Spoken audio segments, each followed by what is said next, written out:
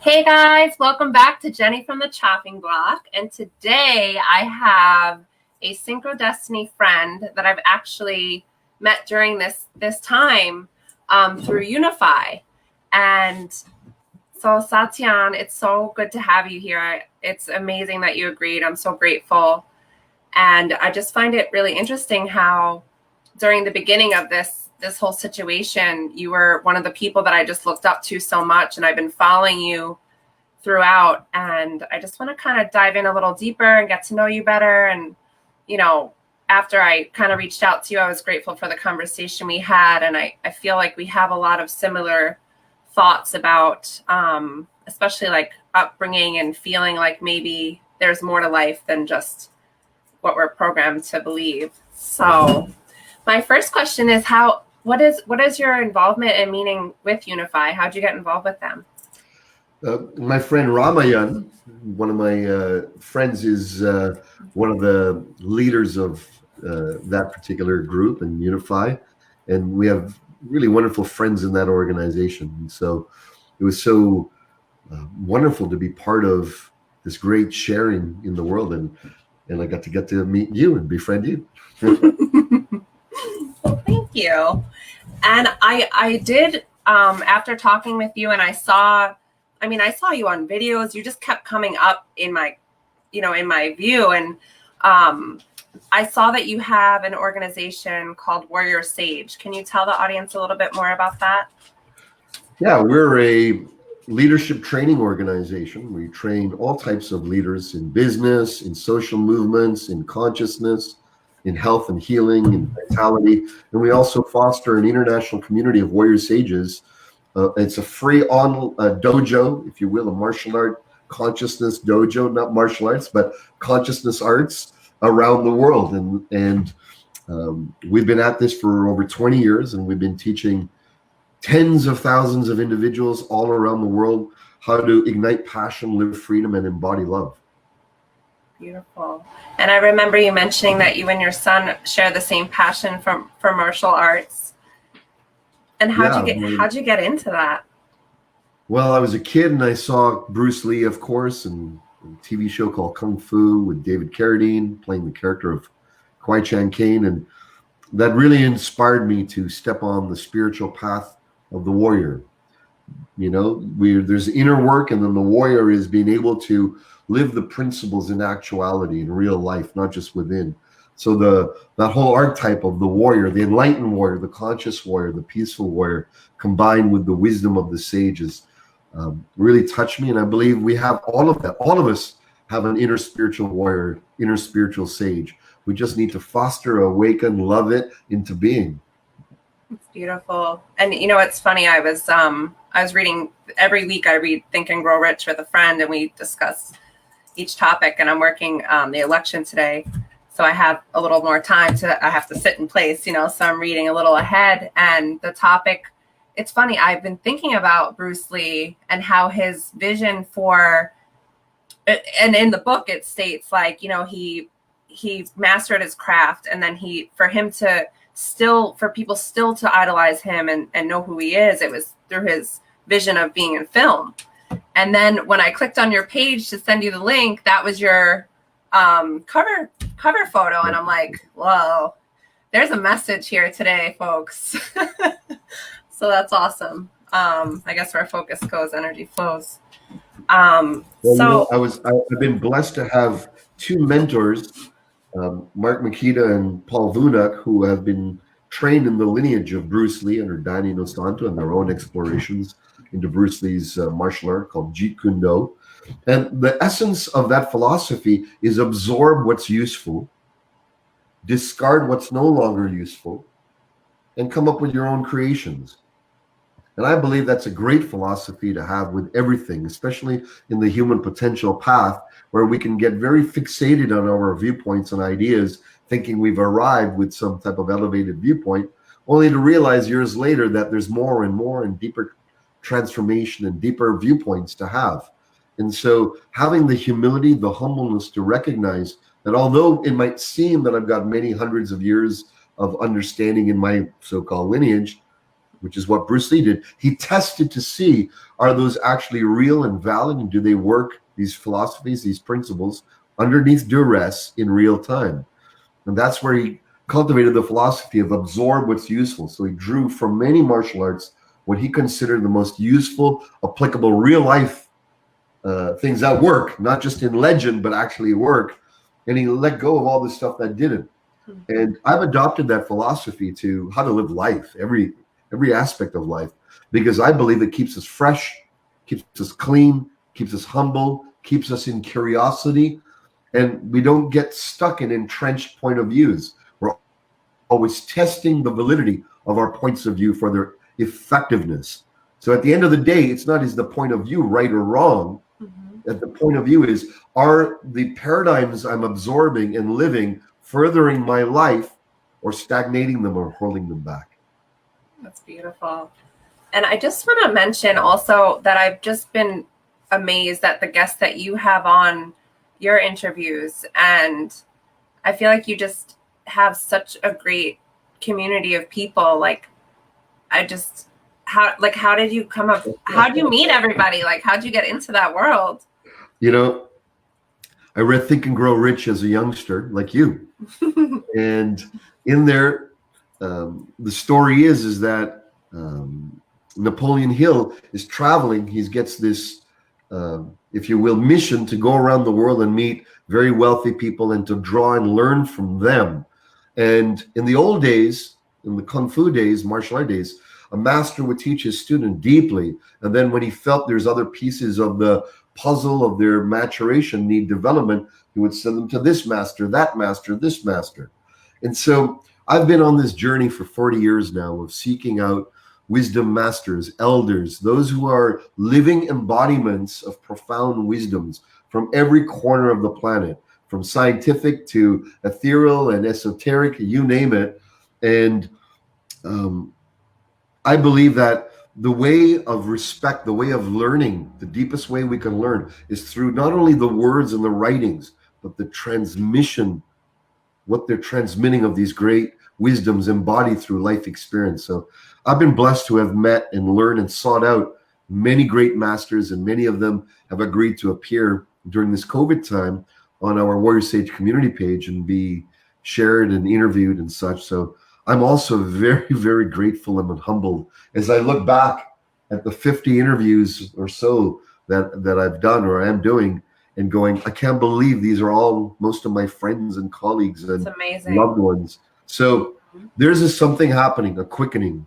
I believe there's a quickening of wisdom. We have so much wealth in the world. We've got resources. We've got great intelligence. But where's the wisdom to direct this planet? The wisdom to direct society? So these wisdom keepers and masters, I believe, are the ones now that we need to really listen to.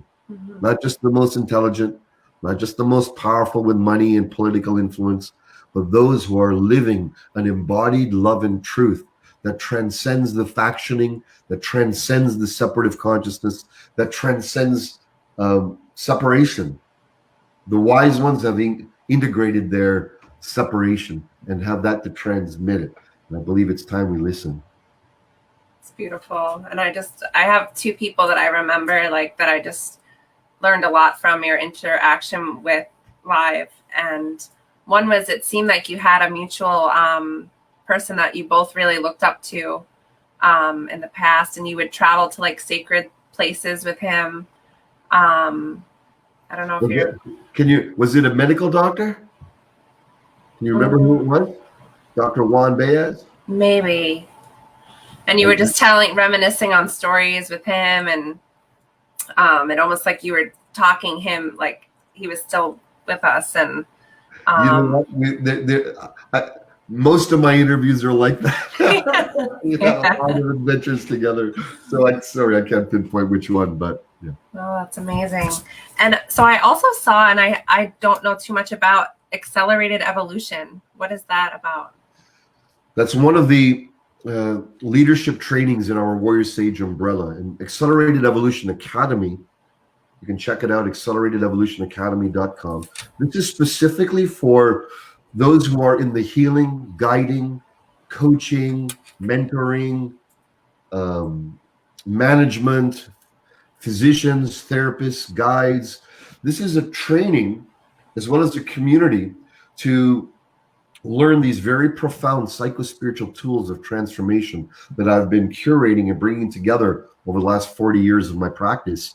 And I consider these the cutting edge methods of removing trauma, dissolving deep-seated challenges, relationship problems, money problems, life problems. It's a way to tap into the power of the disharmony and awaken it so that we become more conscious, enlightened, flow state beings. So consider it turbo psychospiritual methodology for Jedis. Whoa! And, yeah, it's the real Jedi material of consciousness transformation. And so we're training that, and people can learn to do it on themselves. For their family members, they can become a practitioner. And for those who want to be a professional coach and guide, they can also step up into that. Beautiful. So what is everything looking like now? I sense that you have like live events, or you come together, you do retreats and stuff. How is that transformed? Yeah, so for our Accelerated Evolution Academy, we have online training, as well as we meet online in groups together as well to practice and to learn these methods and processes, and we go through group trainings. And when the COVID lifts, we'll also have our live retreat starting again as well, when it's safe to do so. Cool.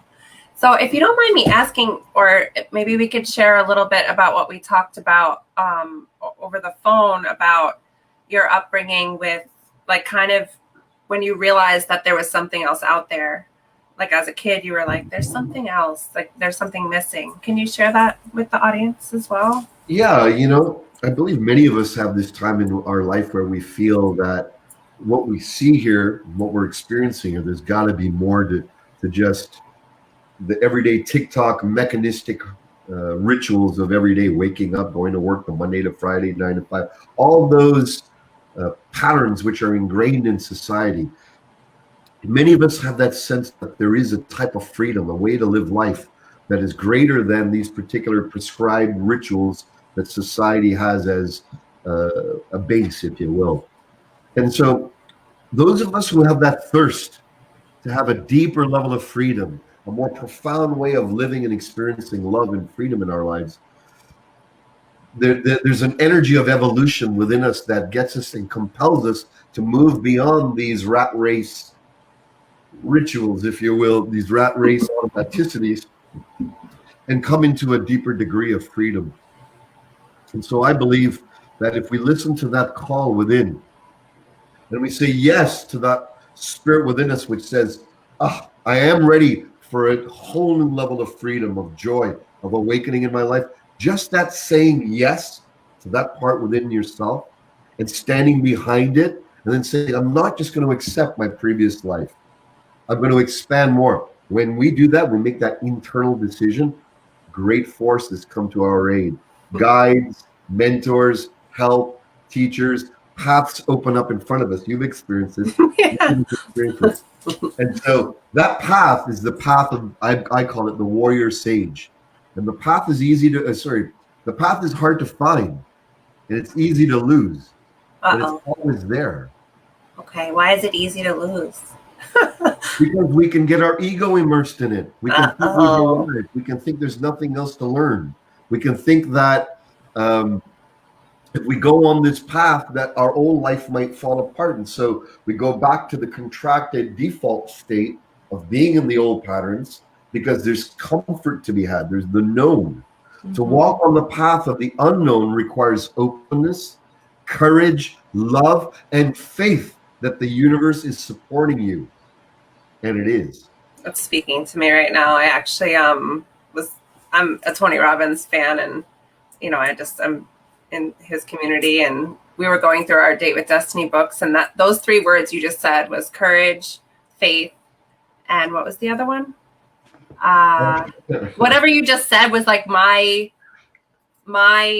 question, like what I want to be, what I want to do, what I want to show up as. So when you said that, I was like, well, that's, not to be like, oh my God, but it's just amazing. So it's humbleness. What? humbleness, humility, to know that the path is eternal and we're on some stage of it, and so is everyone else. To have less judgment, less fear, more trust, more faith, more embrace of our fellow humans and humanity on the earth plane. Absolutely. So how has this time been for you? I know that you've been busy, and I see you're inspiring people and heavily involved in the community. How have you been throughout everything going on? Personally, I've enjoyed cocooning with my family. It's been a very beautiful time. You have obviously the stuff that comes up to the surface in months of cocooning. and we've taken a conscious approach to work with it rather than stuff down what arises or put it aside. So it's been very healing, loving, deepening of my family. So I love that part of it. Beautiful. My work has expanded, and I believe some people's work has expanded, and I know not everyone is. So, my love and my compassion and good energy goes to you. But for myself and for some of us, we know that we're the bridge builders into a new reality from the past. We know that there is no going back to norm. We have to create new norms. And so I'm very, if you will, focused, dedicated to creating and supporting new norms in business, new norms in consciousness, new ways that we can take the life lessons of this sacred, challenging time that we're in, and then bring it into reality to move the momentum of consciousness, love, and freedom forward rather than backwards. And I know many others who are listening here are on that. And I'm going to invite us all, if you feel that, you know that you're part of that way shower, you're part of that bridge building into a better life, a better reality, better society, then time now to step up, my friends. Time now to be even more courageous, to speak with boldness, to act with boldness, to come from love, and to do the right thing that your soul already knows it's here for. Now it's time to step up. Beautiful. Was there anything that maybe was like challenging for you that you found like a tool or a way to get through it that you can maybe share? Yeah, one of the biggest tools that I've been applying during this whole time of COVID is I go outside in my backyard, find a little plot of grass, get a little blanket, and I sleep. I take naps, but on the earth. Right on the earth. Now, my place is a little bit more quiet, so I'm very lucky and blessed to do that. But I'm going to recommend everyone get their shoes off. Ground. If you're in warm, even if it's cool and chilly. It was cool and chilly the other day. I walked with bare feet through, grass, and there's a transmission. There's a powerful message that comes from the earth, from Mother Earth, Mother Gaia herself, that gets infused into our system. When we remove the rubber, when we remove the separation from the earth, we lay down, we sit, we surrender to the earth. What happens is we get reorganized. Our psycho-spiritual energetic templates become reorganized with the great power of Earth Gaia. And then what happens is our wisdom center opens. We become more symbiotically aware of our interrelationship with the whole. And this is wisdom. Right now, wisdom is recognizing that we are not just mentally interconnected to the whole, that we are part of the whole. So this practice of earthing, which some people call it, laying down on the earth, touching the earth, breathing, gardening, getting your hands dirty, getting your feet, right touching the earth itself. I believe it's such a powerful ground. Sounds so simple, but there's great magnificence and power that will come from it. That's my invitation. And daily, do this daily. I do have to do it more, but I'm a firm believer in that. And I do my workout in the morning, and instead of like laying down on the track to do my crunches and stuff, I lay right in the grass. I don't care if it's wet, like whatever. Yeah. And it just feels like I'm, it's amazing. It feels like it's more comfortable anyway. And you feel like $1 million after you've sat there for a while. You feel part of the earth. And there's another thing I was thinking of last night, like about water. So like, I never knew there was a difference between like regular, like dead water and alive water. So I've been drinking like my celery juice, and I just feel like it's alive because it's coming from something that's alive. Yeah. Is that weird? I'm like, I don't know. It's like thinking about that. And I heard Dr. Anthony talk about it from Medical Medium, and I was like, that makes so much sense. So that was really interesting. So I want to ask you, it's kind of a little bit off topic, but I want to know what your favorite food is, because part of me just loves to connect over food, and I'm kind of exploring possibly to heal through food. And that's part of my show too. And part of my passion. So I'm curious about what your favorite go-to. My favorite food is vegan food. Ooh. Food made without any animal products, food made with love, food made with consciousness. I'm not pushing any agenda here, vegan agenda, but it works for me. It works for my energy body. It works for the planet. It works for spirit. And so in that, I love to eat, lots of alkaline foods, fresh greens, fresh fruits, fresh vegetables.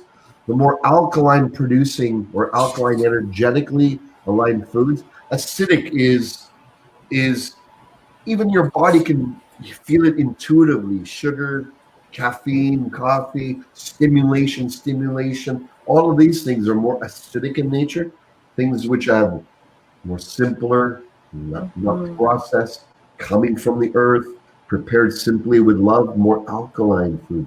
The more I move towards the alkaline, the more my demeanor is calm, the more I feel at home in my body, the more I feel a soul and mind and heart unity going on.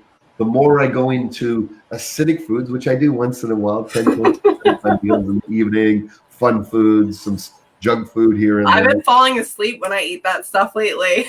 Right? Because my body's like, it knocks your energy down. It's crazy. Alkaline foods raise your energy level and calmness and centeredness. So I think that's the general direction, to move towards more and more vegetarian, more and more vegan, and not from a place of righteousness or mindset, but from a place of feeling, your heart opening, becoming less injurious to all that's around you, more towards things that are bringing unity and awareness of my relationship to the whole. So what's your favorite? Oh my goodness. Oh, there's a Indian dish called pani puri, Pani puri, which are these wafer balls that are stuffed with potatoes or chickpeas or whatever veggies, and they're dipped in a type of water that's spiced, and you drink. So that's a fun food. Is the sauce green? Yes. Oh my God. It's also called golgappa by wait, how do I spell it again? Golgappe, or pani, Pani, puri, Puri. That's a fun snack food, but very intense if you're not used to it. And I love pizza, vegan pizza. Now, most places in my neighborhood make pizza without the regular cheese. They use vegan cheese or no cheese. I love pizza, thin crust, awesome pizza. That's one of mine. And I love hearty salads. That's my go-to lately. Yeah. Beautiful.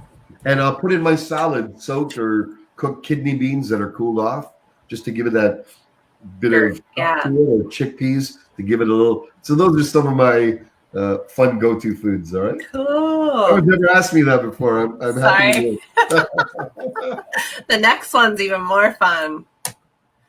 So, if you could have a superpower, which my hallucination is you might have a few.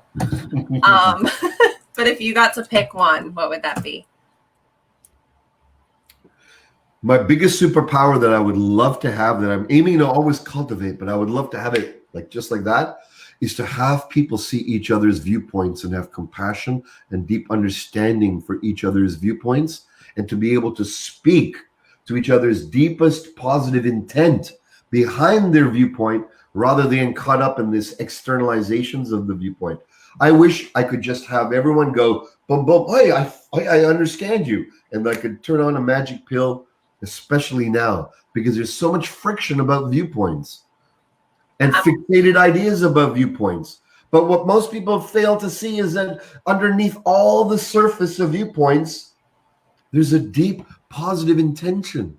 Mm-hmm. Of course, the rare person is evil and not benevolent, is diabolical. I believe there are people such as that, but it's the minority.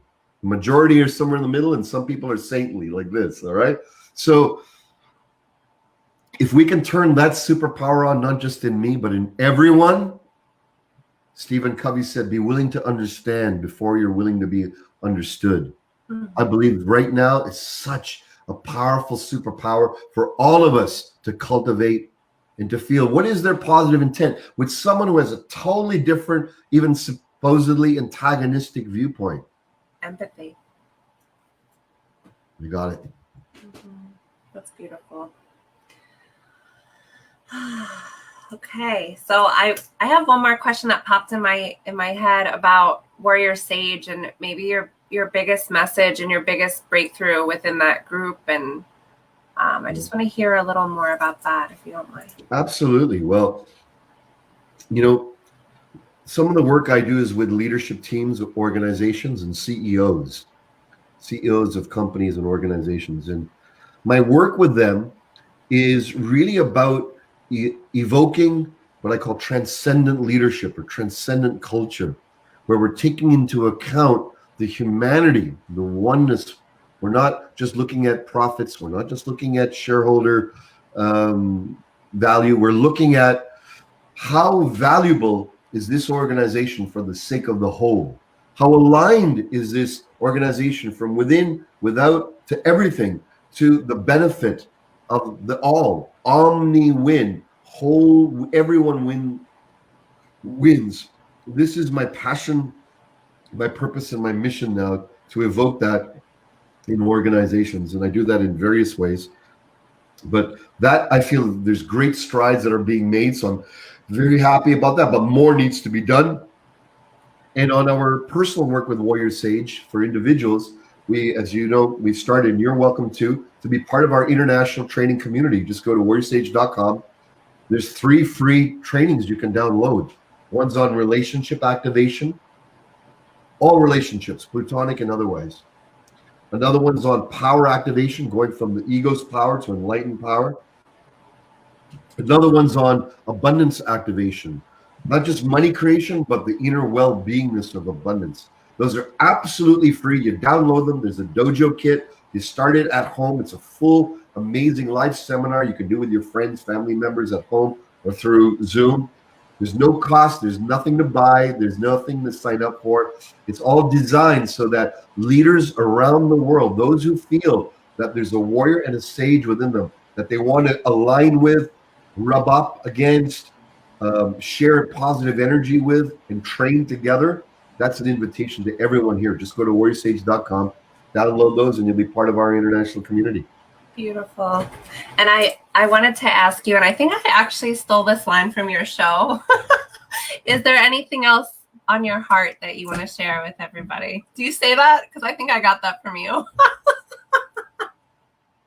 I take a little bit, like you said, everywhere I love it. I love it. I love it. I'm happy that you've done that, because the heart is, Adi Ashanti, a beautiful spiritual teacher, says we must learn to look through the eyes of the heart. And right now,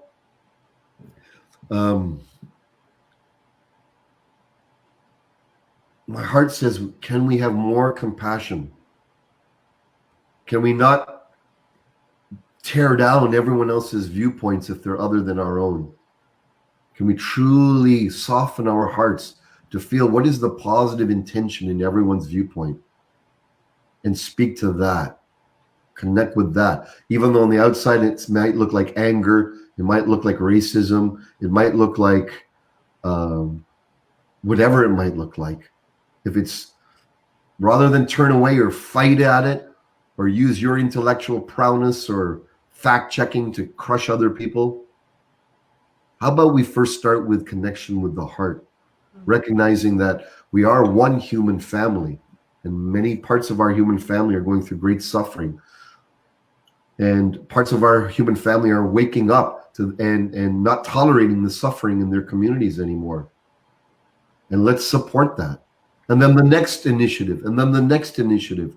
Let's keep supporting the momentum that brings us together while we clean up the dirt, while we clean up the pain, while we clean up the detriment that we're also causing each other, while we clean up the institutions which are embedded with paradigms and old imprints which are causing continuous harm and suffering in direct and indirect ways. Let's clean it up.